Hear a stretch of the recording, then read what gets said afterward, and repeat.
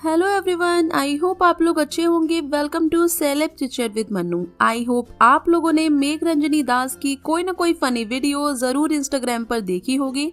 And guys, ये काफी सारे लोगों को डिप्रेशन से भी बाहर निकाल रही हैं। हालांकि लोग ये तो जानते हैं कि ये काफी फनी है, बट स्टिल इनके फैंस इनकी पर्सनल लाइफ के बारे में कुछ भी नहीं जानते हैं।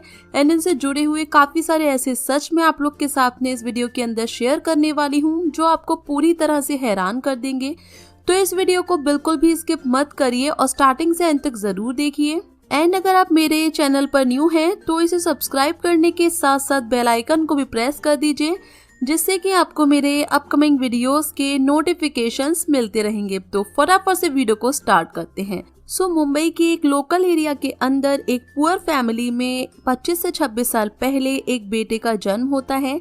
एंड हर एक पेरेंट्स की तरह उनके पेरेंट्स भी काफी खुश थे कि उनके घर पर बेटे ने जन्म लिया है।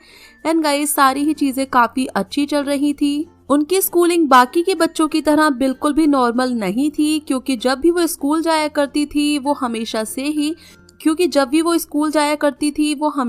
ही लड़कियों से दोस्ती करना प्रेफर करती थी और लड़कों से हमेशा दूरी बनाकर रखती थी।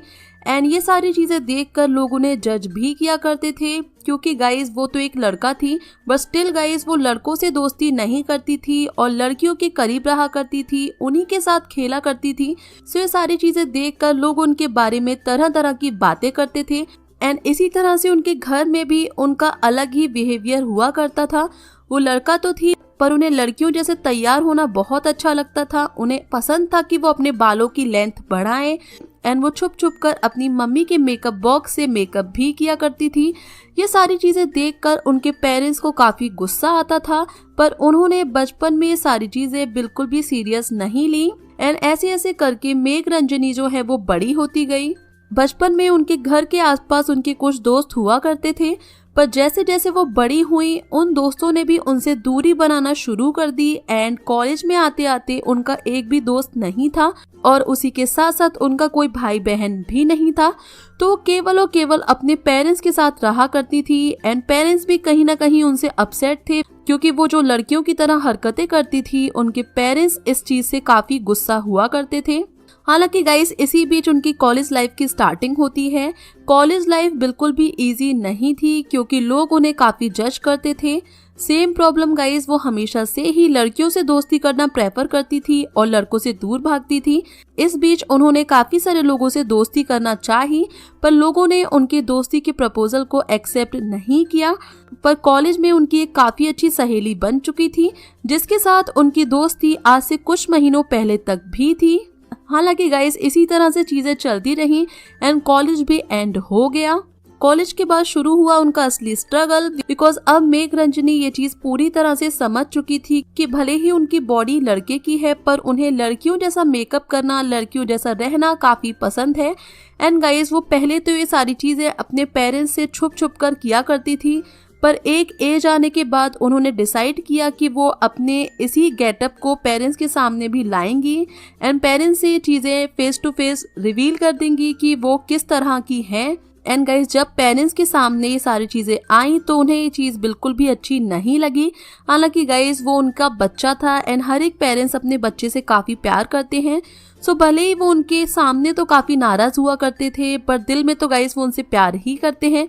इसी तरह से उनकी स्टोरी आगे बढ़ ही रही थी कि उन्हें रियलाइज हुआ कि अब ना तो उनके पास दोस्त है, ना ही उनके पास कोई काम है और ना ही वो नॉर्मल लोगों की तरह कहीं और जाके जॉब कर सकती हैं। एंड शुरुआत से ही वो एक पुअर फैमिली से बिलोंग करती थी। काफी साल बीतने के बाद उन्होंने अपनी रियलिटी को एक्सेप्ट कर लिया।